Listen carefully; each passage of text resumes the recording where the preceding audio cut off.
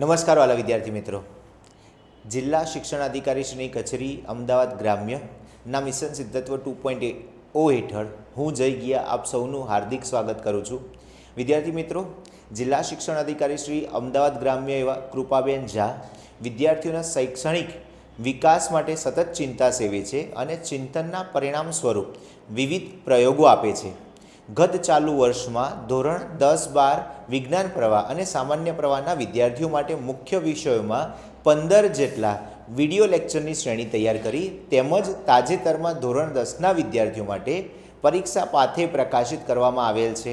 અને હવે મિત્રો, ગત વર્ષની જેમ આ વર્ષે પણ મુખ્ય વિષયની પરીક્ષાના આગલા દિવસે ફક્ત 1 કલાકના વિડીયો દ્વારા આપને મદદરૂપ થવાનો પ્રયાસ કરી રહ્યા છીએ. ત્યારે આપ સૌ પરીક્ષાર્થીઓ, વિદ્યાર્થી મિત્રો તણાવમુક્ત પરીક્ષા આપી શ્રેષ્ઠ પરિણામ લાવવા માટે શુભકામનાઓ સહ બેસ્ટ ઓફ લક. વિદ્યાર્થી મિત્રો, થોડી સલાહ સૂચન સાથે આપણે આ લેક્ચરની શરૂઆત કરીએ. તો સૌ પ્રથમ આપ સૌ જાણો જ છો, બરાબર છે, કે હવે આવતીકાલે આપનું બોર્ડનું ફિઝિક્સનું પહેલું પેપર આવવાનું છે. આપ સૌ જાણો છો કે એમાં પાર્ટ એ ની અંદર MCQ આવશે. તો વિદ્યાર્થી મિત્રો, પાર્ટ એમાં જે MCQ હોય એના માટેની એક નાની અમથી વાત તમને કહી દઉં. તો પ્રયત્ન એવો કરજો વિદ્યાર્થી મિત્રો કે ફક્ત બ્લેક કલરની પેનથી, બરાબર, આપેલું જે રાઉન્ડ છે એને પ્રોપર ભરવાનો પ્રયત્ન કરજો. તમે જ્યારે પોતાની જાતે સેટિસ્ફાઈડ થઈ જાઓ કે આ જવાબ સાચો છે, તો આ જવાબ સાચો છે એ પછી એનો જે ઓપ્શન આવતો હોય એ ઓપ્શનમાં જે રાઉન્ડ હોય એમાં એક બોર્ડર જેવું બનાવી અને એની અંદર ફિલ કરજો, જેથી કરીને ક્યારે પણ તમારું જે કુંડાળું છે એની બહાર તમારી સહી જશે નહીં. ઓકે, હવે તમને બધાને ખબર જ છે કે ટોટલ 50 MCQ આવવાના છે અને કોઈ નેગેટિવ માર્કિંગ એમાં રહેવાનું નથી. તો વિદ્યાર્થી મિત્રો, કદાચ આપ 1-2 ખોટા પ્રયત્ન કરી તમને લાગતા જવાબો ટીક કરશો તો પણ વાંધો નથી, કેમ કે નેગેટિવ માર્કિંગ એમાં આવવાનું નથી. તો તમે પ્રયત્ન કરો કે 50-50 MCQને અટેન્ડ કરી શકો.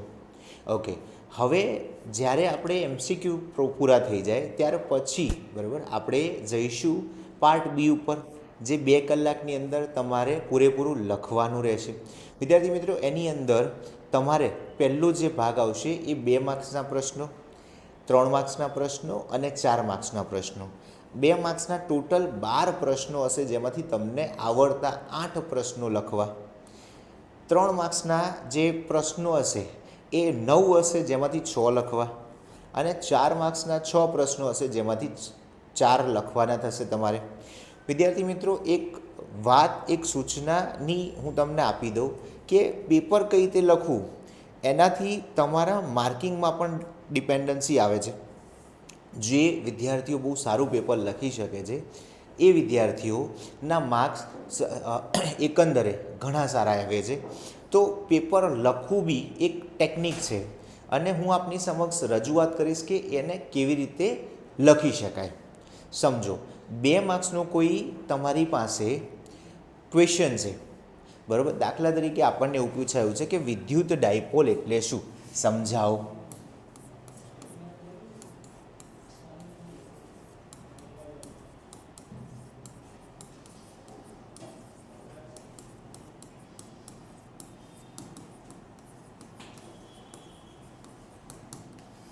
ઓકે, તો અહીં આગળ વિદ્યાર્થી મિત્રો જે પ્રશ્ન છે, બરાબર, એની અંદર સૌથી પહેલાં વિદ્યુત ડાયપોલ એટલે શું એની વ્યાખ્યા આપી શકાય. તો કે 2 વિજાતીય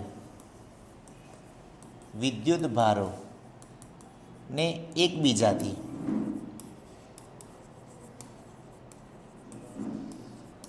પરિમિત અંતરે રાખતા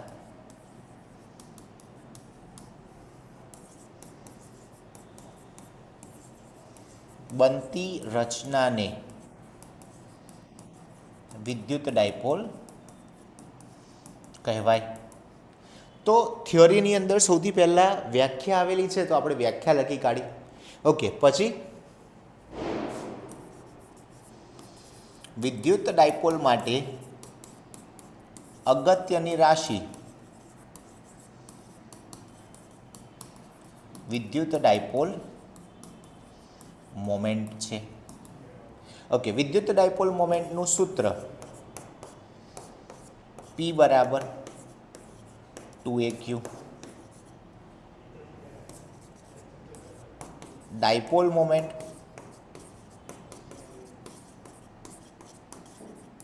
સદિશ રાશિ, એકમ કુલમ્બ ઇન્ટુ મીટર, પારિમાણિક સૂત્ર m0 L1 T1 A1, દિશા -q થી +q તરફ. બરાબર. તો આ રીતે તમે કોઈ પણ વસ્તુને ટન બાય ટન લખવાથી ઇઝીલી યાદ બી રાખી શકાય છે અને ક્યાંય પણ ભૂલ પડવાના ચાન્સીસ નહીં રહેતા. જો 2 માર્ક્સની અંદર જે થિયરી હતી એમાં સૌથી પહેલાં આપણે પ્રયત્ન કર્યો વ્યાખ્યા આપવાનો. વ્યાખ્યા આપ્યા પછી એની જે અગત્યની રાશિ હતી એની વાત કરી લીધી, એનું સૂત્ર આપી દીધું આપણે વિદ્યાર્થી મિત્રો. ત્યાર પછી સદિશ રાશિ છે એવું સમજાવી દીધું આપણે. ત્યાર પછી એનો એકમ આપી દીધો. ત્યાર પછી પારિમાણિક સૂત્ર અને પછી દિશા. તો આટલું લખવાથી 2 માર્ક્સની અંદર તમારે 4 મુદ્દા જે બિલકુલ સાચા છે લખવા જોઈએ અને એ મુદ્દા લખવાથી તમને ઓલવેઝ માર્ક્સ મળી જશે. તો આવી રીતે તમે કોઈ પણ થિયરીને એક્સપ્લેન કરી શકો છો જેથી કરીને તમારા ક્યાંય માર્ક્સ કપાશે નહીં. 2 માર્ક્સની અંદર જો થિયરી પૂછાય છે એની અંદર વ્યાખ્યાઓ આવેલી છે તો સૌથી પહેલું વ્યાખ્યા લખો, ત્યાર પછી સૂત્ર હશે, ત્યાર પછી એનો એકમ હશે, ત્યાર પછી પારિમાણિક સૂત્ર હશે. જો સદિશ રાશિ છે તો કઈ દિશાથી કઈ દિશામાં જવાનું છે એ લખો. બરાબર છે. આવું કરવાથી તમને થિયરી યાદ પણ સરળ રહી શકશે અને ઇઝીલી એનો જવાબ આવી શકશે. અચ્છા વિદ્યાર્થી મિત્રો, જ્યારે બી તમે પેપર લખો, બરાબર, એટલે કે પાર્ટ બી લખતા હો તો તમને ખ્યાલ છે કે તમે વધુમાં વધુ યા તો બ્લુ યા તો બ્લેક બેમાંથી એક પેનનો ઉપયોગ કરી અને લખી શકો છો. હા, બીજી વસ્તુ, જો શક્ય બને તો વ્યવસ્થિત આકૃતિઓ દોરવાનો પ્રયત્ન કરજો. આકૃતિઓ દોરવાથી તમે સરળતાથી કોઈ પણ થિયરીને સારી રીતે એક્સપ્લેન કરી શકશો. ઓકે, તો આ બેઝિક વાતો હતી વિદ્યાર્થી મિત્રો. ચલો 2 માર્ક્સના પ્રશ્નો પછી દાખલા 2 માર્ક્સમાં કોઈ દાખલો પૂછાયો તો દાખલાની અંદર યાદ રાખો મિત્રો, જે સૂત્ર છે એ સૂત્ર સાચું હોવું જોઈએ. ત્યાર પછી એના સ્ટેપ હશે અને અંતમાં એનો જવાબ હશે. દાખલા તરીકે ક્યારેક આપણાથી ભૂલથી કોઈ જગ્યાએ ગડબડ થઈ ગઈ અને એનું જે જવાબ છે એ ખોટો આવ્યો તો વિદ્યાર્થી મિત્રો ચિંતા કરવાની જરૂર નથી.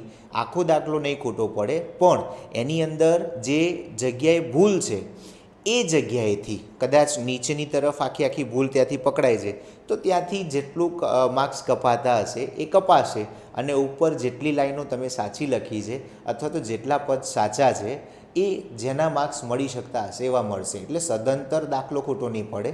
આપ એના માટે બી નિશ્ચિંત રહો. ઓકે, બીજી વસ્તુ, દાખલાઓ લખતી વખતે બાળકો ભૂલ કરે છે કે અંતમાં જ્યારે જવાબ આવે તો એના એકમો લખવાના રહી જાય છે. જ્યારે બી એકમો લખવાના રહી જાય વિદ્યાર્થી મિત્રો તો ખાસ યાદ રાખજો કે એકમો લખવાના રહી જશે તો એનો માર્ક્સ કપાઈ જશે. તો તમે કેપેબલ હોવા છતાં બી તમારું રિઝલ્ટ ફિઝિક્સમાં 100માંથી 100 નહીં આવે. એટલે ચેક કરો કે તમે દાખલો ગણી લીધા પછી આપેલી જે રાશિ કે જેનો તમે જવાબ લાવ્યો છો શું એનું એકમ લખ્યો છે કે નહીં લખ્યો. લખ્યો છે તો વેરી ગુડ, નથી લખ્યો તો જરાક એને લખી કાઢજો. બરાબર છે. બીજું, સદીશો જ્યાં જરૂર છે ત્યાં જ મૂકજો. સદીશો જો આડે ધડ મૂકતા રહેશો તો એના પણ માર્ક્સ તમારા કપાઈ જશે. એટલે એક આ સૂચના હતી જેનું ધ્યાન રાખજો. હવે મિત્રો દાખલા તરીકે 3 માર્ક્સના પ્રશ્ન છે તો 3 માર્ક્સના પ્રશ્નની અંદર તમારે 6 મુદ્દા, બરાબર, આખી થિયરી જ લખવાની હોય પણ 6 મુદ્દા એટલી સાચા હોવા જોઈએ. જો 6 મુદ્દા સાચા હશે, વ્યવસ્થિત હશે તો તમને પૂરેપૂરા માર્ક્સ મળવાના ચાન્સીસ રહેલા છે. ચાલો ઠીક છે. એવી જ રીતે 4 માર્ક્સની અંદર જો વાત કરીએ તો આપણે ઓલમોસ્ટ 8 કે એના ઉપરના મુદ્દા લખવા પડે જેથી કરીને આપણો એ જવાબ પણ સાચો થઈ જાય. તો 2 માર્ક્સ, 3 માર્ક્સ અને 4 માર્ક્સમાં શું યાદ રાખવું, કેવી રીતે લખવું આ મેં તમને સમજાવી દીધું. અચ્છા, 3 માર્ક્સની અંદર થોડું ડિસ્ક્રિપ્શન વધારે હોય તો 3 માર્ક્સની અંદર જો ડિસ્ક્રિપ્શન વધારે હોય એ કન્ડિશનની અંદર સૌથી પહેલાં વ્યાખ્યા, પછી આપેલા પ્રશ્નની જો કોઈ આકૃતિ હોય તો એ, ત્યાર પછી બરાબર છે એની વ્યવસ્થિત રજૂઆત. ધારો કે સૂત્રની તારવણી છે તો સૂત્રની તારવણી અને એનો અંતિમ જવાબ. આ રીતે આખી થિયરી લખશો તો તમારા માર્ક્સ ક્યારે પણ કપાશે નહીં. ઓકે વિદ્યાર્થી મિત્રો, હવે જો આપણે વાત કરીએ બરાબર છે ચેપ્ટર 1ની અંદર એક નાનું અમથું શોર્ટ રિવ્યૂ લઈ રહ્યા છે કે જેની અંદર આપણે દરેક ચેપ્ટરમાંથી શું કરવું, કેવું કરવું, શું ના કરવું, આની ખાસ આપણને ચર્ચા થઈ જાય. તો તમે બધા જ જાણો છો ચેપ્ટર નંબર 1ની અંદર 2 માર્ક્સના 2 પ્રશ્નો પૂછાવાના છે બરાબર છે. તો એ 2 પ્રશ્નોની અંદર કયા ખાસ યાદ રાખવા જેવા પ્રશ્નો છે તો યાદ રાખજો વિદ્યાર્થી મિત્રો. પહેલા ચેપ્ટરમાં જો મારે બરાબર છે તૈયાર કરવાના થાય એઝ એ સ્ટુડન્ટ તો હું તૈયાર કરીશ પહેલો કુલમના નિયમની અદિશ સ્વરૂપ, ત્યાર પછી વિદ્યુત ક્ષેત્ર રેખાઓની લાક્ષણિકતા, ત્યાર પછી ગાઉસના નિયમની ઉપયોગિતાઓ, ત્યાર પછી વિદ્યુત ડાયપોલ વિશેની જે માહિતી આપી એ આ બધી જ 2 માર્ક્સમાં પૂછી શકાય. એના સિવાયનું ઉદાહરણ નંબર 1, ઉદાહરણ નંબર 2 બરાબર છે અને એના જેવા જેટલા પણ દાખલાઓ છે આ બધા જ 2 માર્ક્સમાં પૂછી શકાય. જેને વ્યવસ્થિત તૈયાર કરજો જેથી કરીને તમારા મિત્રો માર્ક્સ ના કપાય. હવે આપણે વાત ચલો વિદ્યાર્થી મિત્રો જુઓ ચેપ્ટર નંબર 1ની અંદર આપણે બધા જાણીએ છીએ એમ MCQ 6 પૂછાશે અને 2 માર્ક્સના 2 પ્રશ્નો પૂછાશે. ઓકે, હવે અગત્યના તૈયાર કરવા જેવા દાખલા જે તમારે કમ્પલસરી કરવા જ જોઈએ કે જે પૂછી શકાય બરાબર છે. હું એવું નહીં કહેતો કે ભાઈ આમાંથી જ પૂછાય, પણ એઝ અ ટીચર હું એવું કહી શકું કે આટલા દાખલા તો તૈયાર કરવા જ જોઈએ કેમ કે આ દાખલાઓમાંથી કોઈ પણ દાખલો પૂછી શકાય. ધ્યાન આપજો. તો કયા દાખલાઓ હોઈ શકે? 1, 2, 6, 7, 8, 10 આ ઉદાહરણના દાખલા છે. સ્વાધ્યાયનો પહેલો, બીજો, છઠ્ઠો, 9મો, 10મો, 11મો, 14મો, 15મો, 18મો, 21મો અને 22મો. હવે તમને એવું પણ થાય કે સાહેબ 2 માર્ક્સમાં આટલા મોટા દાખલા પૂછાય તો નિયમ એવું ક્યાંય છે જ નહીં વિદ્યાર્થી મિત્રો કે કયો દાખલા 2 માર્ક્સમાં પૂછાય ને કયા દાખલા 3 માર્ક્સમાં કે કયા દાખલા 4 માર્ક્સમાં પૂછાય. તો આપણે એવું ધારી અને તૈયારી કરવી કે જેની અંદર આ પૂછાશે અને આને આપણે વ્યવસ્થિત તૈયાર કરીને આગળ વધવાનું છે. ઓકે વિદ્યાર્થી મિત્રો, હવે 2 માર્ક્સની જેમ મેં આપની સાથે થિયરીઓ ડિસ્કસ કરી કે કઈ થિયરીઓ એકચ્યુઅલ કરવી જોઈએ કે જેથી કરીને આપણને ફાયદો થઈ શકે.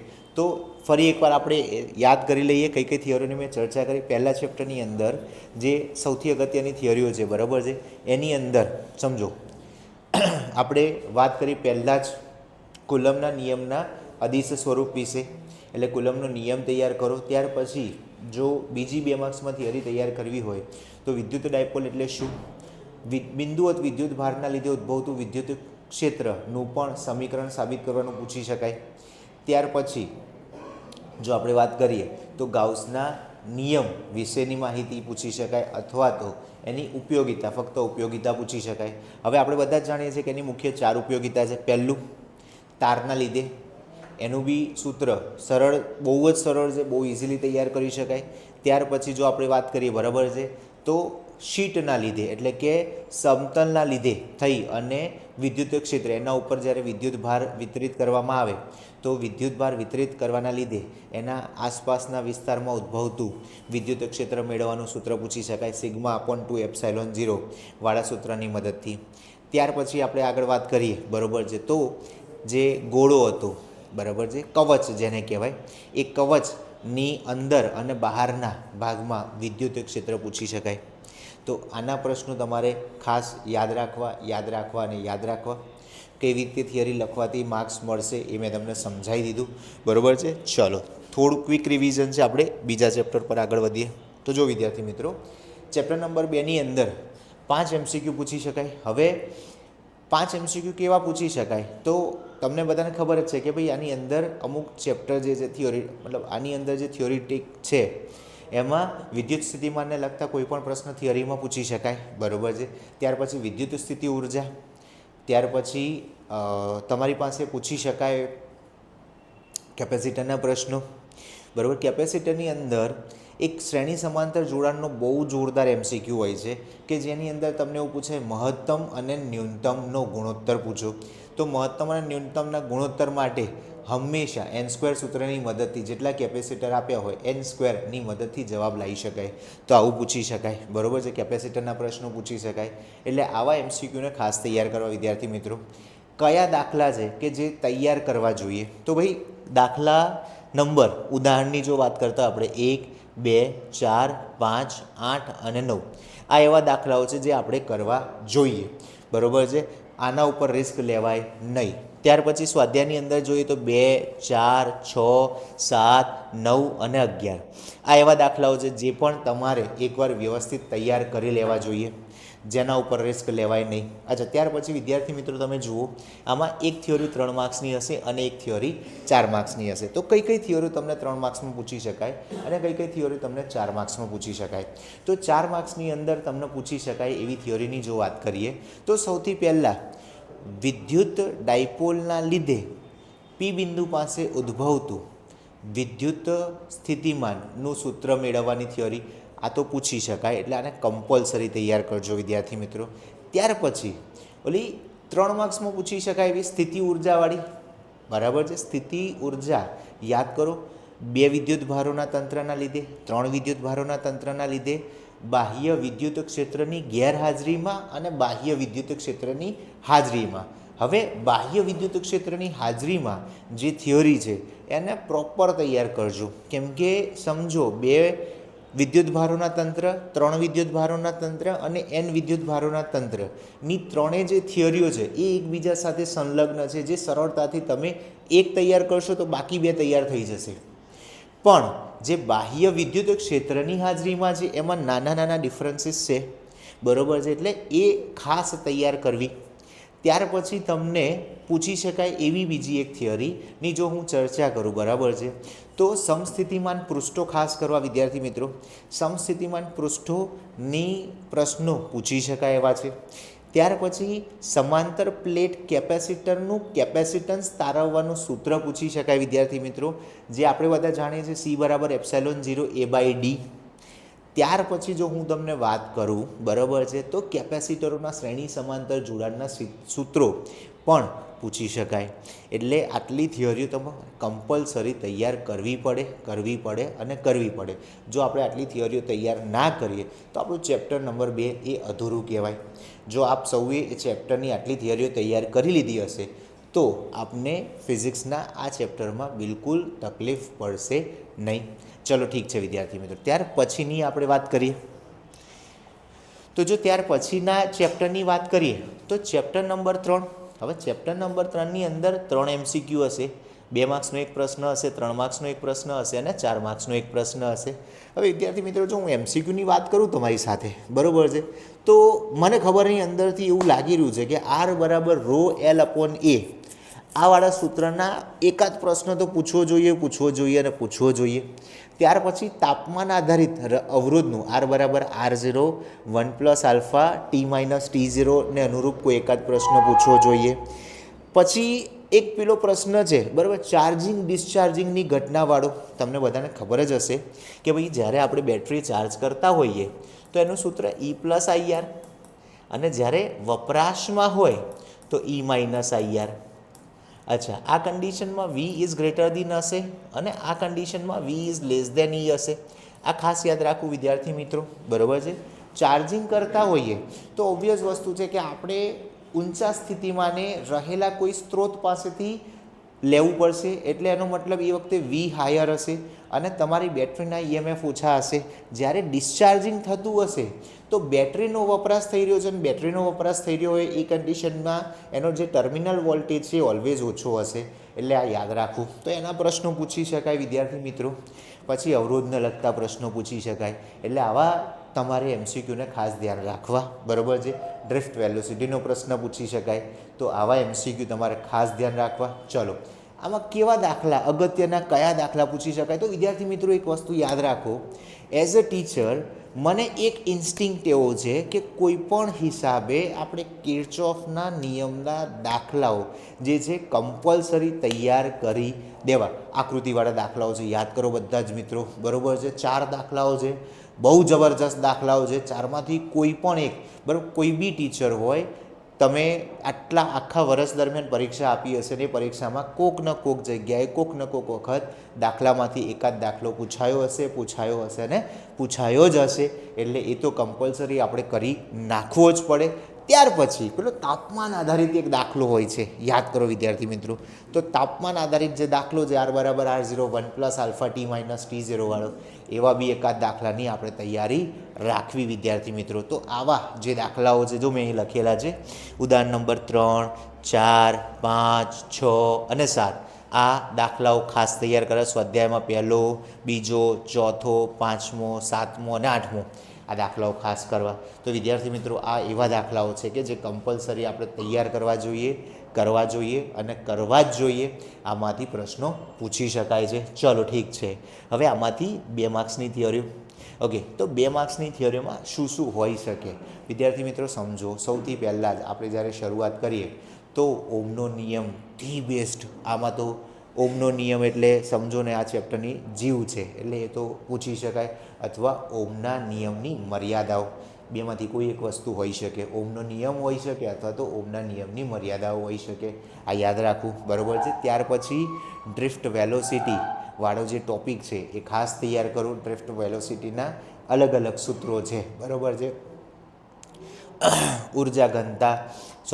પ્રવાહ ઘનતા અને ડ્રિફ્ટ વેલોસિટી વચ્ચેનો સંબંધ મેળવવાનું સૂત્ર છે એ તૈયાર કરું, બરાબર છે. તો આવા પ્રશ્નો તૈયાર કરી શકાય.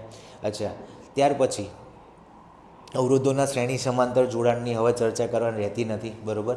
તો આ 2 માર્ક્સના પૂછી શકાય એવા પ્રશ્નો. 3 માર્ક્સમાં કઈ થિયરીઓ છે કે જે પૂછી શકાય? તો ભાઈ 3 માર્ક્સની જે થિયરીઓ છે એની અંદર જો આપણે ચર્ચા કરતા હોય, બરાબર છે, તો જે કિર્ચોફનો નિયમ છે, બરાબર, એ કિર્ચોફના બંને નિયમોની આપણે યાદ રાખવા પડે. ત્યાર પછી જો વાત કરતા હોઈએ 4 માર્ક્સની અંદર તો સેલ્સ એટલે કે બેટરી, બરાબર છે, કોષોનું શ્રેણી અને સમાંતર જોડાણની આપણે ખાસ ચર્ચાઓ કરવી પડે. કોષોના શ્રેણી અને સમાંતર જોડાણ પૂછી શકાય છે વિદ્યાર્થી મિત્રો, બરાબર છે.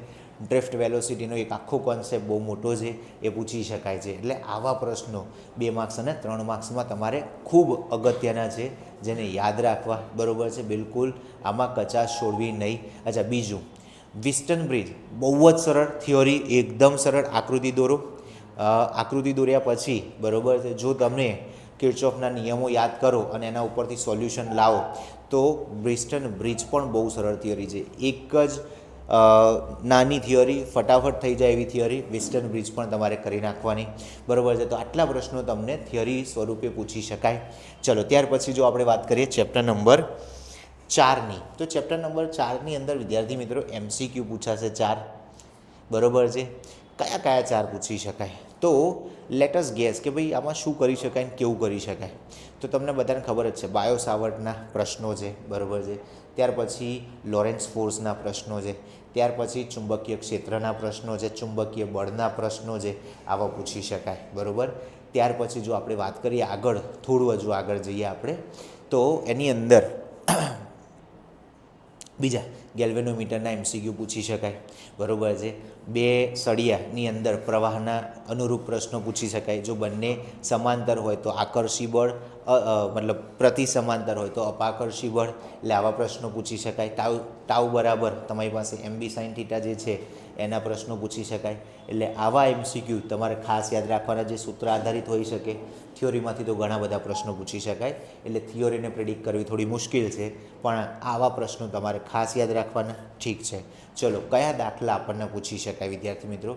તો દાખલાની અંદર વાત કરીએ તો ઉદાહરણના 1, 3, 4, 7, 8 અને 9 આ ખૂબ જ અગત્યના દાખલાઓ જે આપણે કરવા જોઈએ. ત્યાર પછી સ્વાધ્યાયના 1, 2, 4, 6, 7, 9 અને 10 આ દાખલાઓ પણ આપણે ખાસ કરીને તૈયાર કરવા જોઈએ વિદ્યાર્થી મિત્રો. હવે આમાંથી જે થિયોરી આવવાની છે વિદ્યાર્થી મિત્રો, એ 3 માર્ક્સની એક થિયોરી આવવાની છે. તો એવા કયા ટોપિક હોઈ શકે અથવા તો એવી કઈ થિયોરી હોઈ શકે જે 3 માર્ક્સમાં પૂછી શકાય? તો જો વિદ્યાર્થી મિત્રો, પહેલું તો આપણને બધાને જ ખબર છે, બરાબર છે, કયું સૂત્ર હોઈ શકે? એક તો એમ્પિયરના સર્કિટલના નિયમ, બરાબર છે, ના પ્રશ્નો હોઈ શકે કે એની તારવણી હોઈ શકે. પછી પેલો અક્ષવાળો પ્રશ્ન છે, યાદ કરો, રિંગવાળો પ્રશ્ન હતો, બરાબર છે, એના થિયરી પૂછી શકાય. ત્યાર પછી જો આપણે વાત કરીએ તો ચુંબકીય ડાયપોલની અક્ષ પર ચુંબકીય ક્ષેત્ર શોધવાનું અને વિષુવવૃત્ત પર ચુંબકીય ક્ષેત્ર શોધવાના પ્રશ્નો હોઈ શકે. ત્યાર પછી ગેલ્વેનોમીટરની બનાવટ હોઈ શકે, અથવા તો શંટની વાત હોઈ શકે, એના પ્રશ્નો તૈયાર કરવા આપણે. તો આ પ્રશ્નો જે છે વિદ્યાર્થી મિત્રો, બરાબર છે, એ તમારે ખાસ. અચ્છા, લોરેન્સ બર્ડની પણ આમાં ચર્ચા કરી શકાય. લોરેન્સ બર્ડને પણ એટલું જ મહત્ત્વ આપી શકાય છે, તો એના પ્રશ્નો તૈયાર કરાય. બાયો સાવર્ટને કેમનું ભૂલી શકાય મિત્રો? તો બાયો સાવર્ટની થિયરી તમારે તૈયાર કરી શકાય. એટલે આ એવી વસ્તુઓ છે જે કમ્પલસરી તમારે તૈયાર કરવી જોઈએ, જે આ ચેપ્ટરમાંથી પૂછી શકાય વિદ્યાર્થી મિત્રો, બરાબર છે. જે હોટ ફેવરેટ ટૉપિક છે એની હું તમારી સાથે ચર્ચા કરી રહ્યો છું. ઓકે, ત્યાર પછી જો વિદ્યાર્થી મિત્રો આપણે વાત કરીએ ચેપ્ટર નંબર 5ની અંદર, તો ચેપ્ટર નંબર 5માં એક MCQ પૂછાવાનો છે અને એક 2 માર્ક્સનો પ્રશ્ન પૂછાવાનો છે. ઓકે, હવે આમાંથી પૂછી શકાય એવા ઉદાહરણનો દાખલા નંબર 5 અને સ્વાધ્યાયમાં 1, 2, 3, 6, 7 અને 8 આટલા પ્રશ્નો દાખલા સ્વરૂપે પૂછી શકાય. અચ્છા, હવે કઈ થિયરીઓ પૂછી શકાય? તો એક તો ચુંબકીય ક્ષેત્રની લાક્ષણિકતાઓ પૂછી શકાય વિદ્યાર્થી મિત્રો. ચુંબકીય ક્ષેત્રની લાક્ષણિકતાઓ ખાસ તૈયાર કરવી. ત્યાર પછી પેરા, ફેરા અને ડાયામેગ્નેટિક પદાર્થોની ચર્ચા કરી શકાય. ત્યાર પછી ધ્રુવમાન વિશેની માહિતી આપણને પૂછી શકાય. અને ત્યાર પછી બરાબર આપણો M અને H વચ્ચેનો સંબંધ તારવવાની થિયરી પણ પૂછી શકાય. એટલે આટલી વસ્તુઓ તમારે ચેપ્ટર નંબર 5માંથી ખાસ તૈયાર કરવી અને કરવી જ. એની અંદર કોઈ પણ બાંધછોડ કરવાની થતી નથી વિદ્યાર્થી મિત્રો, જો તમારે પૂરેપૂરા માર્ક્સ લાવવાના છે તો. ચલો ત્યાર પછી આપણે વાત કરી લઈએ. જો ચેપ્ટર 6ની વાત કરીએ તો ચેપ્ટર 6માં MCQ પૂછાશે 4. એવા કયા ટૉપિક છે જેમાંથી MCQ પૂછી શકાય? તો વિદ્યાર્થી મિત્રો, એક તો તમને બધાને જ ખબર છે ગતિકીય EMF E = BVL, બરાબર, એના ઉપરથી પ્રશ્નો પૂછી શકાય. ત્યાર પછી જો આપણે ચર્ચા કરીએ તો સેલ્ફ ઇન્ડક્ટન્સ એટલે કે આત્મપ્રેરણના પ્રશ્નો પૂછી શકાય, અન્યોન્ય પ્રેરણના પ્રશ્નો પૂછી શકાય. ત્યાર પછી આપણે પેલું એક સૂત્ર હતું 1/2 BωR² વાળું, એને અનુરૂપ પ્રશ્ન પૂછી શકાય, બરાબર છે. એટલે આ એવા ટૉપિક છે કે જેની અંદરથી MCQ પૂછી શકાય. ચુંબકીય ફ્લક્સનો પ્રશ્ન પૂછી શકાય. તો આવા MCQ તમારે ખાસ તૈયાર કરવા. ઓકે, એવા કયા દાખલા છે કે જે આપણે ખાસ કરીને તૈયાર કરવા? તો જો ચેપ્ટર 6ની અંદર ઉદાહરણ નંબર 2, 3, 6, 7, 8 અને 9 આ એવા દાખલાઓ છે કે જે આપણે કોઈ પણ ચૂક રાખ્યા વગર ખાસ તૈયાર કરવા. ત્યાર પછી સ્વાધ્યાયનો 3જો, 4થો, 6થો અને 7મો, સ્વાધ્યાયના 3જો, 4થો, 6થો અને 7મો આ એવા દાખલાઓ છે જે તમારે તૈયાર કરવા. હવે વિદ્યાર્થી મિત્રો તમને એવું થાય કે સર થિયરી આ જ ચેપ્ટરની, ચલો એ પણ હું આપી દઉં છું, ચિંતા ના કરશો. તો વિદ્યાર્થી મિત્રો, જો આ ચેપ્ટરની થિયરીઓ પૂછવી હોય, બરાબર છે, તો કઈ હોઈ શકે? તો એક તો કેટલું છે, 2 માર્ક્સની એક છે અને 3 માર્ક્સની એક છે. તો ભાઈ તમને બધાને જ ખબર છે, બરાબર છે. સૌથી પહેલાં શું હોઈ શકે? ગતિકીય EMF હોઈ શકે, ચુંબકીય ફ્લક્સ હોઈ શકે, સેલ્ફ ઇન્ડક્ટન્સની 2 વ્યાખ્યાઓ એટલે કે આત્મપ્રેરણની 2 વ્યાખ્યાઓ હોઈ શકે, એના સૂત્રની તારવણી હોઈ શકે. ત્યાર પછી અન્યોન્ય પ્રેરણની 2 વ્યાખ્યાઓ અને એના સૂત્ર હોઈ શકે. તો ચેપ્ટર 6. અચ્છા, ત્યાર પછી આપણે સૌથી છેલ્લે AC જનરેટરની પણ ચર્ચા કરી લેવી. એટલે આટલી વસ્તુઓ તમારે થિયરીની અંદર તૈયાર કરવી અને કરવી જ. આ તમારે કમ્પલસરી આટલું તમારી પાસે તૈયારી હોવી જોઈએ. ત્યાર પછી વિદ્યાર્થી મિત્રો, જો આપણે વાત કરીએ ચેપ્ટર નંબર 7ની અંદર, તો એવા કયા પ્રશ્નો છે જે આપણે ચેપ્ટર નંબર 7માં તૈયાર કરવા? તો ભાઈ ચેપ્ટર નંબર 7ની અંદર આપ સૌ જોઈ શકો છો એમ MCQ હશે 2 માર્ક્સની એક, 3 માર્ક્સની એક અને 4 માર્ક્સની એક પ્રશ્ન. અચ્છા, તો ચેપ્ટર 7માં MCQ, હવે તારા લોટ્સ ઓફ MCQ જે ચેપ્ટર નંબર 7માં પૂછી શકાય. સમજો, એક તો ટ્રાન્સફોર્મરના ટોપિકમાંથી પૂછી શકાય, પછી LCR શ્રેણી સમાંતર પૂછી શકાય, પછી ઓમેગા = 1/√LC એટલે કે અનુનાદની ઘટનાના MCQ પૂછી શકાય, બરાબર છે. ત્યાર પછી cos ∅ = R/Z ને અનુરૂપ પ્રશ્નો પૂછી શકાય. તો આવા MCQ તમને પૂછી શકાય વિદ્યાર્થી મિત્રો, જે તમારે તૈયાર કરવા પડે, જેને વ્યવસ્થિત જોઈ લેજો. ત્યાર પછી જો વાત કરીએ તો આ ચેપ્ટરમાંથી કયા દાખલાઓ છે જે આપણે ખાસ તૈયાર કરવાના? તો ચેપ્ટર નંબર 7માં પૂછી શકાય એવા 1, 2, 3, 4 અને 8 ઉદાહરણના દાખલા, અને સ્વાધ્યાયમાં 3, 5, 6 અને 8 આ સ્વાધ્યાયના દાખલાઓ છે જે કમ્પલસરી તમારે જોવા જ પડશે. ચલો ત્યાર પછી જો આપણે વાત કરીએ તો વિદ્યાર્થી મિત્રો આની અંદર થિયોરી જો 2 માર્ક્સની પણ એક છે, 3 માર્ક્સની પણ એક છે અને 4 માર્ક્સની પણ એક છે. 4 માર્ક્સમાં જો મને પૂછો બરાબર તો મારી કઈ થિયોરી પૂછી શકાય?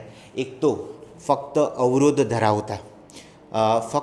અવરોધ ધરાવતા પરિપથ માટે એસી જ્યારે આપણે એપ્લાય કરીએ તો એનું સૂત્ર તારવણી હોઈ શકે, બરાબર છે. એના પાવરની ચર્ચાઓ આપણે કરવાના, ફેઝરની ચર્ચાઓ આપણે કરવાની.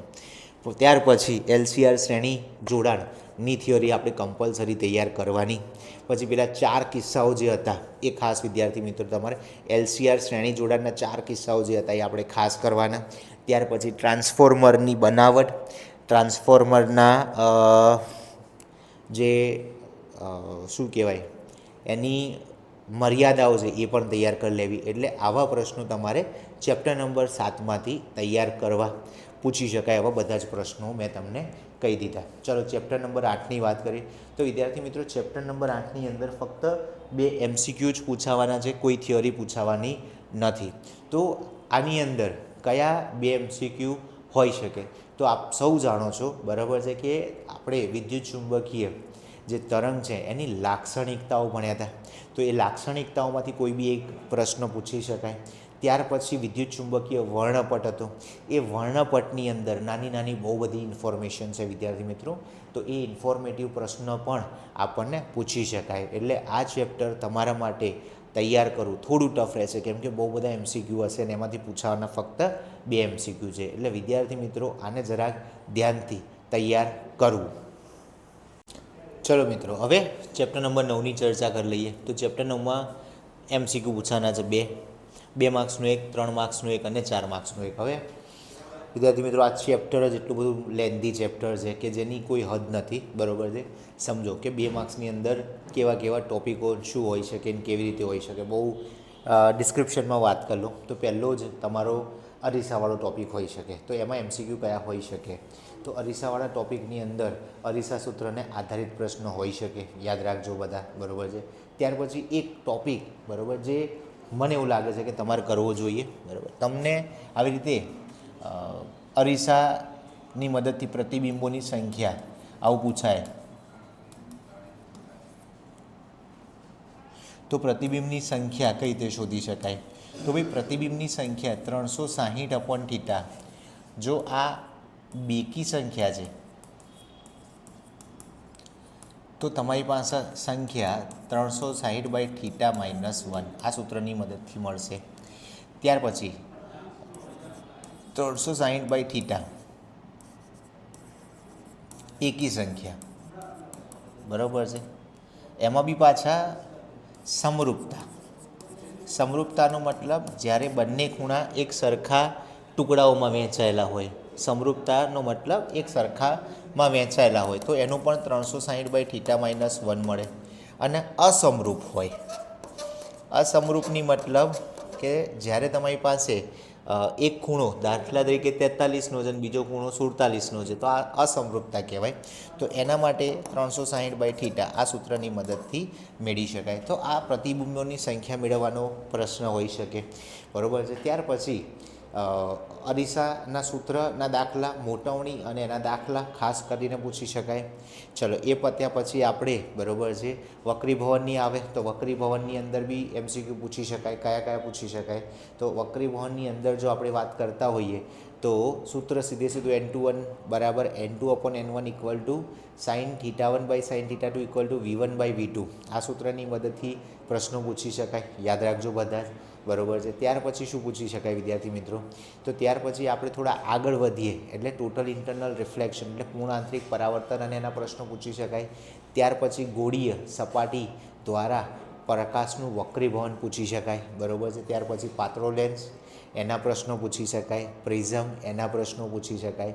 ત્યાર પછી આપણે આગળ જઈએ તો માઇક્રોસ્કોપ, સાદું અને તમારી પાસે કમ્પાઉન્ડ માઇક્રોસ્કોપ, અને ત્યાર પછી આપણે આગળ જઈએ તો ટેલિસ્કોપ. આટલા ટોપિકો તમારે આ ચેપ્ટરમાંથી કરવાના છે મિત્રો, અને એના MCQ તમને પૂછી શકાય. અને એ MCQ પૂછાન છે ફક્ત 2.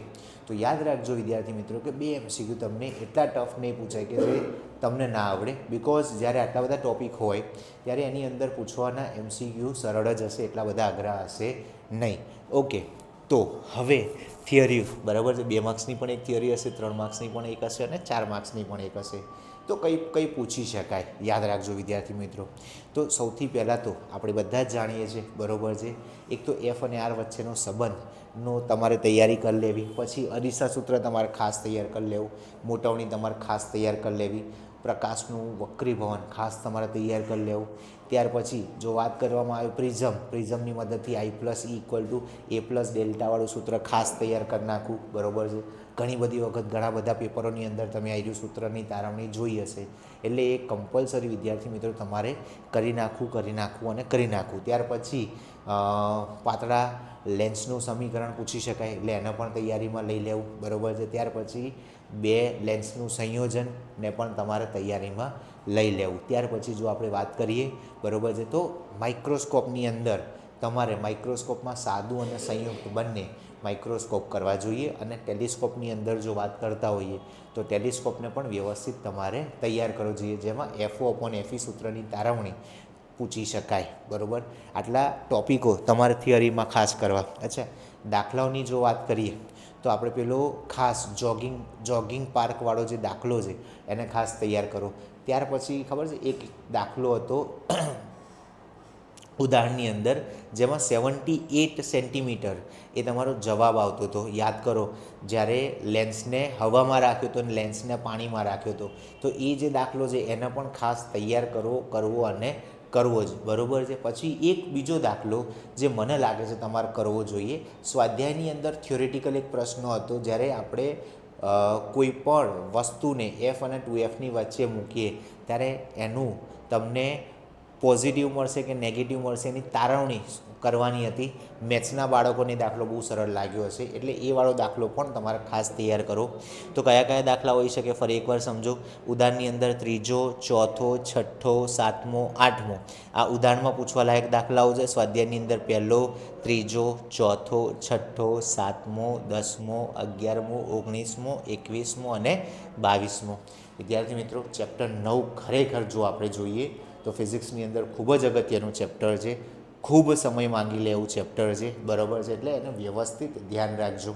ચલો, ત્યાર પછી જો આપણે વાત કરીએ બરાબર, તો એની અંદર ચેપ્ટર નંબર 10ની અંદર 2 MCQ પૂછી શકવાના છે, 2 માર્ક્સનો એક પ્રશ્ન અને 3 માર્ક્સનો એક પ્રશ્ન. તો કયા MCQ પૂછી શકાય વિદ્યાર્થી મિત્રો, તો યાદ કરો. આની અંદરથી આપણને પૂછી શકાય એવા ટોપિક બહુ લિમિટેડ છે બરાબર છે.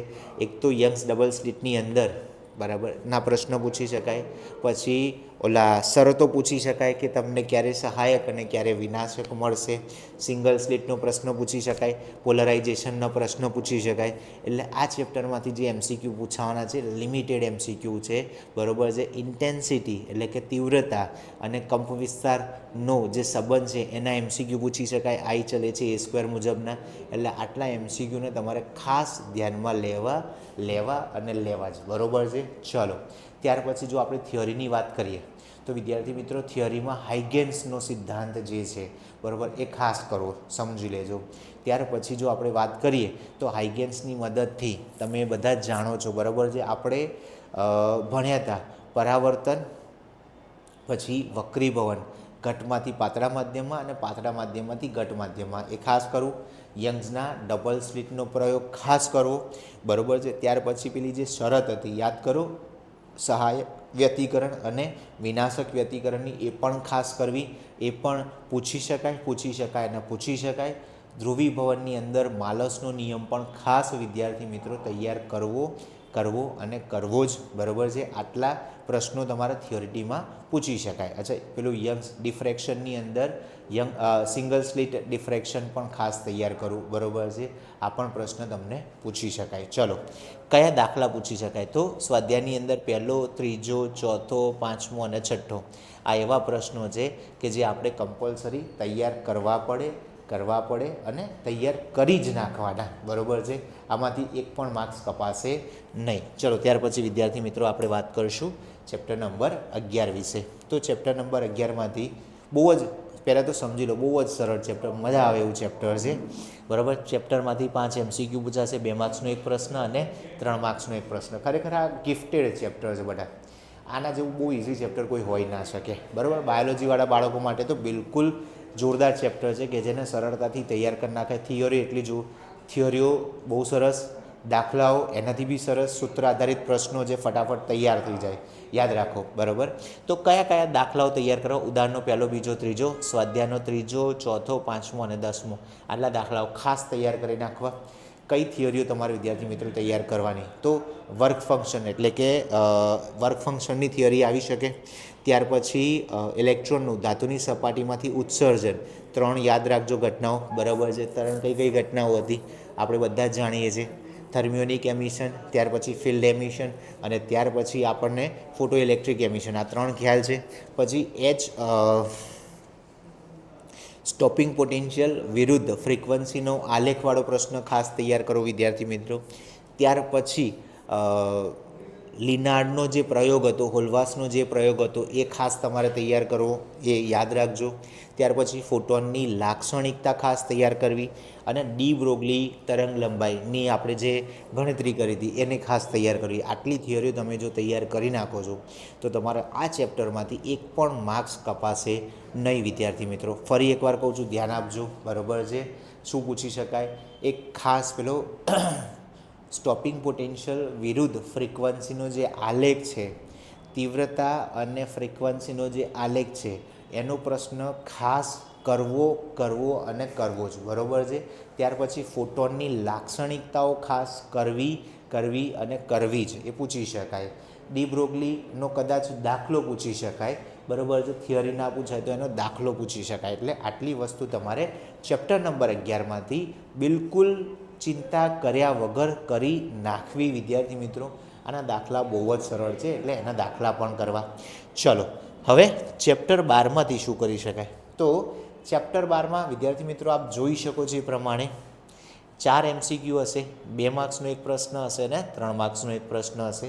ચેપ્ટર 12ની અંદર કેવા MCQ પૂછી શકાય વિદ્યાર્થી મિત્રો? તો ચેપ્ટર 12ની અંદર જે પૂછી શકાય એવા MCQ છે, જો એની વાત કરું તો એક તો આપણી પાસે સૌથી પહેલાં પેલું R વાળું જે ત્રિજ્યાનું સમીકરણ છે એના પ્રશ્ન પૂછી શકાય. ત્યાર પછી જો પૂછવા હોય તો ઉર્જા -13.6/n² વાળા પ્રશ્નો પૂછી શકાય.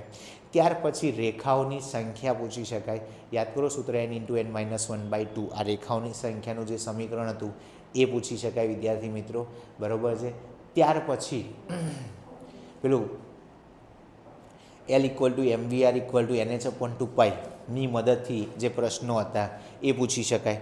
એટલે આવા પ્રશ્નો MCQમાં પૂછી શકાય જેની આપણે તૈયારી ખાસ કરવી. અચ્છા, વેગને અનુરૂપ પ્રશ્ન પૂછી શકાય. જો વેગ હોય તો એને સાથે ટાઈમ પીરિયડ હોઈ શકે, એના પ્રશ્નો પૂછી શકાય. એટલે આવા MCQ તમારે ખાસ વિદ્યાર્થી મિત્રો તૈયાર કરવા અને કરવા જ, એમાં બિલકુલ કોઈ શરમ રાખવી નહીં.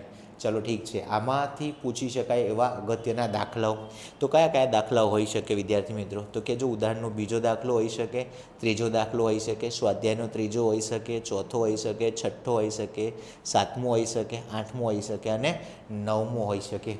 આટલા દાખલાઓ તમારે કમ્પલસરી વિદ્યાર્થી મિત્રો તૈયાર કરી નાખવા. ચલો ઠીક છે. કઈ કઈ થિયરીઓ આ ચેપ્ટરમાંથી કરવા જઈએ તો ગાઈગર મસડનનો પ્રયોગ, બરાબર. ત્યાર પછી જો આપણે વાત કરીએ તો આગળ જતાં ત્રિજ્યાની તારવણીનું સૂત્ર, ત્યાર પછી કુલ ઉર્જાનું સમીકરણ જે હતું હાઇડ્રોજન માટે એની તારવણી પૂછી શકાય, વેગની તારવણી પૂછી શકાય, બોહરની મર્યાદાઓ પૂછી શકાય, બરાબર છે. આ ખાસ પૂછી શકાય એવા પ્રશ્નો હતા. પછી 3 જે પોસ્ચ્યુલેટ હતા એ 3 તમારે તૈયાર કરવા પડે. એ બધા યાદ રાખજો વિદ્યાર્થી મિત્રો. આ થિયરીઓ તમારે કમ્પલસરી તૈયાર કરવી અને તૈયાર કરવી જ. અચ્છા, તમને અધિતર્ક, પોસ્ચ્યુલેટ એટલે અધિતર્ક, 2 પેલા અધિતર્ક હતા ને આપણા, બરાબર છે. દરેક કક્ષાઓમાં ભ્રમણ નહીં કરી શકાતું ને એવાળા, એટલે એમાંથી પૂછી શકાય. એટલે એને ખાસ તૈયાર કરજો મિત્રો. આટલી વસ્તુઓ તમારે ચેપ્ટર 12માંથી તૈયાર કરવી. દાખલાઓ મેં તમને કહી દીધા એ પ્રમાણે ઉદાહરણનો બીજો, ત્રીજો, સ્વાધ્યાયનો ત્રીજો, ચોથો, છઠ્ઠો, 7મો, 8મો અને 9મો આટલા દાખલાઓ તમારે તૈયાર કરવા. તો આ ચેપ્ટર તમારે આટલું કરવાથી પૂરું થઈ જશે. એટલે ખાસ વિદ્યાર્થી મિત્રો તમારે ધ્યાન આપવું. ચલો ત્યાર પછી આપણે જોઈ લઈએ ચેપ્ટર નંબર 13ની અંદર. અચ્છા, ચેપ્ટર નંબર 12માં બે વસ્તુ રહી ગઈ મારાથી. તો ચેપ્ટર નંબર 12ની અંદર એક બીજો પ્રશ્ન બી ખાસ છે, બરાબર છે, શોષણ વર્ણપટ અને ઉત્સર્જન વર્ણપટ. એ પણ તમારે ખાસ તૈયાર કરી નાખો વિદ્યાર્થી મિત્રો. શોષણ વર્ણપટ અને ઉત્સર્જન વર્ણપટને ખાસ મહત્ત્વ આપી, કેમ કે એની અંદરથી પેલો જે ઉત્તેજિત અવસ્થાવાળો પ્રશ્ન છે ને, બરાબર છે, શોષણ વર્ણપટની અંદર એનો MCQ પૂછાય છે, એટલે એને ધ્યાનમાં રાખવું વિદ્યાર્થી મિત્રો. ચલો 13મું ચેપ્ટર. તો ચેપ્ટર નંબર 13ની અંદરથી પૂછી શકાય 5 MCQ પૂછાવાનું છે, 2 માર્ક્સનો એક પ્રશ્ન અને 4 માર્ક્સનો એક પ્રશ્ન, બરાબર છે. તો કયા MCQ ચેપ્ટર નંબર 13માંથી પૂછી શકાય? ભાઈ આ ચેપ્ટર પ્રોપર થિયોરિટિકલ બેઝ છે, એટલે ખાસ યાદ રાખવું, બરાબર છે. તમને ઓલું શું કહેવાય, આઇસોટોપ, આઇસોટોન, આઇસોબાર, આઇસોમરને અનુરૂપ પ્રશ્નો પૂછી શકાય. ત્યાર પછી આપણે વાત કરીએ તો તમારે બાઇન્ડિંગ એનર્જી એટલે કે બંધન ઉર્જા અને પ્રતિ ન્યુક્લિયોન દીઠ બંધન ઉર્જાના પ્રશ્નો પૂછી શકાય. ત્યાર પછી આલ્ફા બીટા ગામા જે ઉત્સર્જનના પ્રશ્નો છે, બરાબર છે, ખાલી જગ્યા પૂરવાવાળા, એ પૂછી શકાય. એટલે આવા પ્રશ્નો તમને આ ચેપ્ટરમાંથી પૂછી શકાય. ફિશનની અંદર પેલી ઉર્જા છૂટી પાડવાવાળા જે પ્રશ્નો છે એ પૂછી શકાય. એટલે આટલા પ્રશ્નો તમારા મિત્રો કમ્પલસરી તૈયાર કરવા અને કરવા જ. અચ્છા, થિયરીની અંદર તમારે શું કરવું? તો બંધન ઉર્જાનું જે વક્ર છે એ ખાસ તૈયાર કરી નાખવું, બરાબર છે. એના ઉપરથી પ્રશ્નો ઘણા બધા પૂછી શકાય. ત્યાર પછી જો આપણે વાત કરીએ તો રેડિયો એક્ટિવિટીની બ્રીફ સમજૂતી આપવી પડે, એ પૂછી શકાય. ન્યુક્લિયર સંલયન પ્રક્રિયા એટલે કે તાપ સંલયન પ્રક્રિયા ખાસ તૈયાર કરવું. ન્યુક્લિયર રિએક્ટર ખાસ તૈયાર કરવું. આના પ્રશ્નો પૂછી શકાય થિયરીની અંદર. આટલી થિયરીઓ કરવાથી ઓલમોસ્ટ તમારું ચેપ્ટર પૂરું થઈ જાય વિદ્યાર્થી મિત્રો. એટલે આ ચેપ્ટરની અંદર તમારે આટલી કમ્પલસરી થિયરીઓ, અને જો દાખલાની વાત કરતા હોય આપણે તો દાખલામાં ઉદાહરણનો બીજો દાખલો, ત્રીજો દાખલો, સ્વાધ્યાયની અંદર બીજો, ત્રીજો, ચોથો, પાંચમો, સાતમો અને આઠમો, આટલા દાખલાઓ તમારે કમ્પલસરી તૈયાર કરવા. એટલે આટલું કરવાથી વિદ્યાર્થી મિત્રો તમારું ચેપ્ટર નંબર 13 પૂરું થઈ જશે. ચેપ્ટર નંબર 13માં 4 માર્ક્સનો એક પ્રશ્ન આવવાનો છે, અને તાપ સંલયન પ્રક્રિયા એ કમ્પલસરી વિદ્યાર્થી મિત્રો તમારે તૈયાર કરવી જોઈએ. અચ્છા, પછી પેલા દાખલાઓ સ્વાધ્યાયમાં હતા, 180 MEV વાળો દાખલો હતો કે 200 MEV વાળો દાખલો હતો, કેટલા વર્ષ સુધી ચાલશે એ વાળો દાખલો હતો. આ દાખલાઓ ખરેખર બહુ જ જબરજસ્ત દાખલાઓ છે, એટલે ખાસ તૈયાર કરવા. પછી R=R0 a⁻⁴ યા તો આની તમને MCQ પૂછી શકાય, યા તો આને અનુરૂપ તમને દાખલો પૂછી શકાય, એટલે આ ખાસ યાદ રાખજો. ત્યાર પછી ઘનતાનું MCQ પૂછી શકાય, બરાબર છે, ડેન્સિટીવાળો MCQ પૂછી શકાય, એટલે તમારે એને બી ધ્યાનમાં રાખો. તો ચેપ્ટર નંબર 13 આટલું કરવાથી તમારું સંપૂર્ણ પૂરું થઈ જશે. ત્યાર પછી આપણે વાત કરીએ ચેપ્ટર નંબર 14, જે આપણા ફિઝિક્સનું સૌથી છેલ્લું ચેપ્ટર છે. તો એની અંદર શું કરવું આપણે વિદ્યાર્થી મિત્રો? તો ચેપ્ટર નંબર 14ની અંદર 5 MCQ હશે, 2 માર્ક્સનો એક પ્રશ્ન હશે, 4 માર્ક્સનો એક પ્રશ્ન હશે.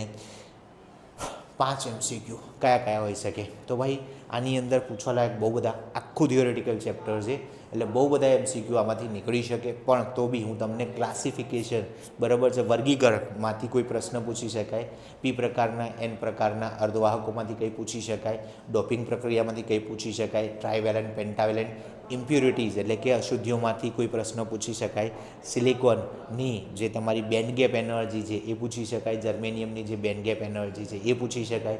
સિલિકોન માટે 1.1, જર્મેનિયમ માટે 0.7, આટલી તમારે યાદ રાખવી. ઇલેક્ટ્રોન વોલ્ટમાં આ વેલ્યુ આવે બધી, બરાબર છે, એટલે આ ખાસ ધ્યાન રાખજો મિત્રો. તો 1.1, 0.7 આ વાળી વેલ્યુ યાદ રાખજો. ત્યાર પછી શું પૂછી શકાય? Ni²NENHના પ્રશ્નો પૂછી શકાય, એટલે આ યાદ રાખજો, બરાબર છે. ત્યાર પછી શું પૂછી શકાય? ફોરવર્ડ બાયસ, રિવર્સ બાયસના ઉપરથી MCQ પૂછી શકાય છે, એટલે આની ચર્ચા તમારે ખાસ કરવી જ. આના પ્રશ્નો તમને પૂછાશે. એ MCQની વાત થઈ ગઈ, ચલો ઠીક છે.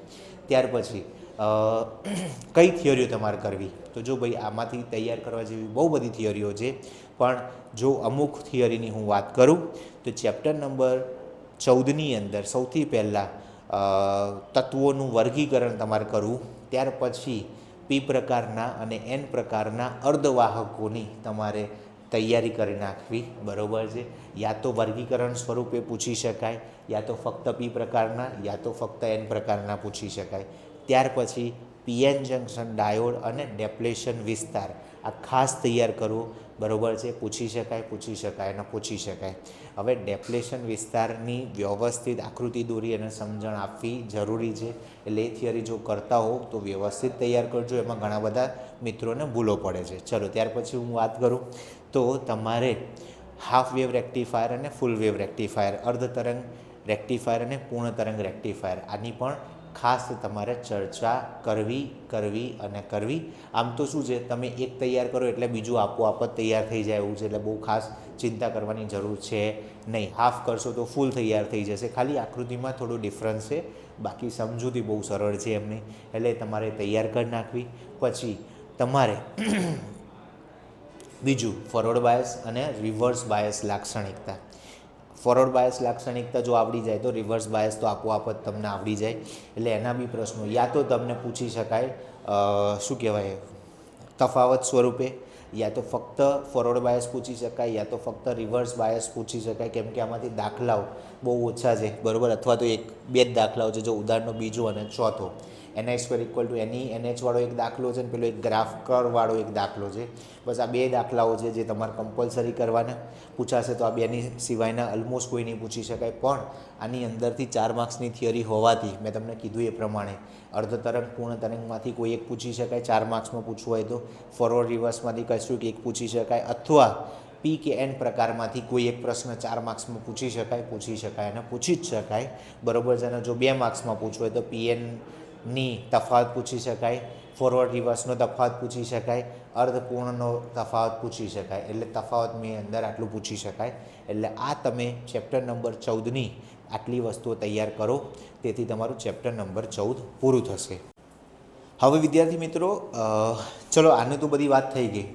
હવે બહુ નાની અમથી અને અગત્યની વાતો તમારી સાથે કરી લઉં. દાખલા તરીકે જે મિત્રોને એવું લાગતું હોય કે મારું પેપર સમયસર પૂરું નથી થતું, તો એવા લોકોએ શું ધ્યાન આપવું અથવા તો પેપરમાં શું કરી શકાય. તો વિદ્યાર્થી મિત્રો, જો હું તમારી જગ્યાએ હોઉં તો સૌથી પહેલાં 4 માર્ક્સના પ્રશ્નોથી શરૂઆત કરું, કેમ કે 4 માર્ક્સના 4 પ્રશ્નો લખવાના છે, જે સવિસ્તૃત લખવાના હોય છે. એની અંદર સૌથી વધારે સમય જોઈએ. ત્યાર પછી 3 માર્ક્સના પ્રશ્નો અને છેલ્લે 2 માર્ક્સના પ્રશ્નો. કદાચ જો સમયના અભાવે માર્ક્સ કપાય તો 2 માર્ક્સનો એકાદ 2 પ્રશ્ન રહી જાય તો એટલું જ જાય. બાકી જો 4 માર્ક્સના 2 પ્રશ્ન રહી જાય તો 8 માર્ક્સ કપાઈ જાય. એટલે શરૂઆત કરો તો યાદ રાખજો, બરાબર. 4 માર્ક્સના પ્રશ્ન, 3 માર્ક્સના પ્રશ્નો અને 2 માર્ક્સના પ્રશ્નો. ઠીક છે. બીજી વસ્તુ, જે પ્રશ્નો તમને આવડે છે એ સૌથી પહેલાં લખી કાઢવા વિદ્યાર્થી મિત્રો. અને જ્યારે બી તમે સપ્લિમેન્ટરીની અંદર કશું લખતા હોય તો યાદ રાખો કે તમારે કમ્પલસરી જે સેક્શન, ધારો કે પાર્ટ બીમાં સેક્શન એ લખી રહ્યા છો તો સેક્શન એ જ આખો લખવો, બરાબર છે. જ્યારે પેપર ચેકિંગમાં આવે તો તમે ક્યાંક પાછળ લખ્યો હશે તો ત્યાંથી કેરી કરવાના હોય છે, એટલે કદાચ જો ભૂલી જાય તો તમને તકલીફ પડી શકે. એટલા માટે શક્ય બને તો આખો એક સેક્શન એક સાથે જ લખો, બરાબર છે. યાદ ના આવે ને પાછળથી લખશો તો કશું ચિંતા નથી, પણ પ્રયત્ન એવું કરજો કે એક સેક્શન આખો એક સાથે લખી શકાય. ત્યાર પછી સેક્શન બી લખો, ત્યાર પછી સેક્શન સી લખો. અચ્છા, આ થઈ ગઈ તમારી બેઝિક માહિતી. હવે વિદ્યાર્થી મિત્રો, બીજી એક સરળ વાત, બરાબર છે. જો તમે બધા જ જાણો છો કે હવે આપણી પાસે બહુ ઓછો સમય બાકી રહ્યો છે, તો એ સમયની અંદર યાદ રાખો મિત્રો, કશું નવું તૈયાર કરશો નહીં. એઝ અ ટીચર હું તમને એટલું કહું કે હવે આપણી પાસે એવો સમય નથી રહ્યો કે જેની અંદર કોઈ નવા પ્રશ્નો તૈયાર કરાય. આખા વર્ષમાં જે પ્રશ્નો તૈયાર નથી કર્યા એવા નવા પ્રશ્નોની અંદર સમય બગાડતા નહીં. તો જે પ્રશ્નો તમે તૈયાર કર્યા છે એનું વ્યવસ્થિત રિવિઝન કરો. રિવિઝન કર્યા પછી, બરાબર છે, વ્યવસ્થિત એને યાદ કરો, એને મેમરાઇઝ કરો. આટલું જ તમારે કરવાની જરૂર છે. બિલકુલ ચિંતા કરશો નહીં. જો ચિંતા કરશો તો એના લીધે થઈ અને તમારી જે યાદ રાખવાની ક્ષમતા છે ઘટી જશે. એના લીધે થઈ અને તમને નુકસાન જઈ શકે છે વિદ્યાર્થી મિત્રો. અચ્છા, બીજી વસ્તુ કે હવે જ્યારે જૂજ સમય બાકી રહ્યો છે તો બેઝિક વાત યાદ રાખજો મિત્રો. તમને જો એવું લાગતું હોય કે મને હવે થોડું ટેન્શન વધી રહ્યું છે તો વિદ્યાર્થી મિત્રો એ કન્ડિશનની અંદર ઊંડા શ્વાસ લો. શ્વાસોશ્વાસની ક્રિયાથી તમારા મનને થોડું શાંત કરી શકાય. મ્યુઝિક થેરપીનો ઉપયોગ કરી શકાય, જેનાથી તમારા માઇન્ડને થોડું શાંત કરી શકાય. માઇન્ડ જેટલું શાંત રહેશે એટલું જ સારું પરફોર્મન્સ આપી શકશે. જો ટેન્શન લેશો તો તમારું માઇન્ડ એટલું ઓછું પરફોર્મન્સ આપશે. હવે બીજી એક વાત, એક્ઝામના આગલા દિવસે મિત્રો ખાસ યાદ રાખજો કે તમારે 6 થી 8 કલાકની પ્રોપર ઊંઘ લેવી. નહીં તો શું થશે ખબર છે મિત્રો, જ્યારે તમે પરીક્ષા આપવા જશો તો એ વખતે તમને ઊંઘ આવતી હશે. સમજો આખી રાતનો ઉજાગરો, દાખલા તરીકે આવતીકાલ સવાર તમારે બપોરનું પેપર છે અને તમારે આખી રાતનો આજે ઉજાગરો કર્યો, તો કાલે બપોરે જ્યારે એક્ઝેક્ટ પેપર લખવાનું છે ત્યારે તમને ઊંઘ આવતી હશે અને એના લીધે થઈ અને તમે બરાબર પેપર વ્યવસ્થિત લખી નહીં શકો. તો એક નમ્ર વિનંતી કે જો શક્ય બને તો 6 કલાકની ઊંઘ પ્રોપર લેજો, જેથી કરી અને તમે સારું પરફોર્મન્સ પેપરમાં આપી શકો. બાકી ગભરાશો નહીં, પેપર તમારી એક્સપેક્ટેશન મુજબ બરાબર આવશે. સારી તૈયારી કરી હશે તો સારું રિઝલ્ટ આવવાનું જ છે. બિલકુલ ચિંતા કર્યા વગર વિદ્યાર્થી મિત્રો બરાબર તમે આને ધ્યાનમાં રાખજો.